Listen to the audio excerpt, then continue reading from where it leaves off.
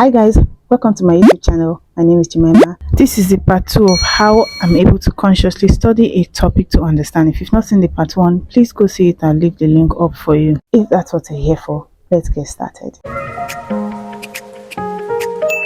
Another thing I try to do is to space out my studying. Like I said, I study a material 5 times, but not 5 times in 1 week. Not 5 times in 1 day, not 5 times on the night before exam. No. For example, what I do is the day I was taught that topic, I study it once. The next week I have that course, that particular course again, I study the second time. During the weekend in which I taught that topic, I study the 3rd time, and then 4th, 5th time will be week before exam and night before exam and morning of exam, depending on how much time that I have left. So that is spaced repetition. That's one way I'm able to study to understand that material without cramming it. One more thing that I don't do so often, but if it's something that can work out for you, by all means, please do. It's going to help you not to cram, is group studying. When you guys share topics amongst yourself and then teach yourselves, that's one very good way to study a material and understand it without cramming. Because if you cannot teach your group members that topic, then you don't know it. Either you don't know it or you've just crammed it.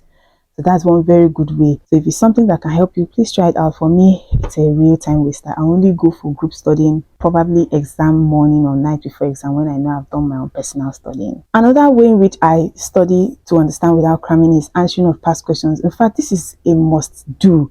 You must go through past questions before you step into the exam hall. So when you find yourself being able to answer these past questions in your own words, without actually lifting up your lecturer's word for word in the slide or in the textbook, by all means, that's a very, very good way of knowing that you have understood the topic. That's one very good way of understanding the topic instead of just cramming it. You literally chew and digest past questions and then pull it out in the exam hall. Another thing is, be consistent with your studying. Don't just study once a week and then you close your book for the rest of that week, and then probably you continue to procrastinate until the next month you now open your book. I don't do that at all. I try to be consistent with my studying. As far as I'm not sick, I am consistent with my studying every day. But anytime I fall sick, I just close my books and focus on healing myself before going back to studying. There should be no reason for you to be inconsistent with your studying. So if you have a schedule, be consistent with it and try to keep up to that study schedule. If you're inconsistent with your studying, you would swallow everything without even trying to digest it. The last but not the least is, when I'm studying, if I see a particular thing that I've seen somewhere else, I try to recall, where have I seen this word? Where have I seen this topic?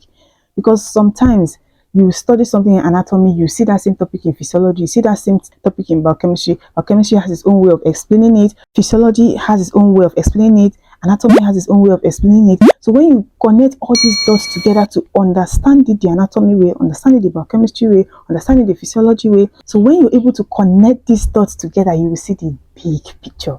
And that's one very good way that I try to understand without cramming. With all this said, if there's anything I've forgotten to add while editing the video, I'll certainly add it. I remain your girl, Jemima.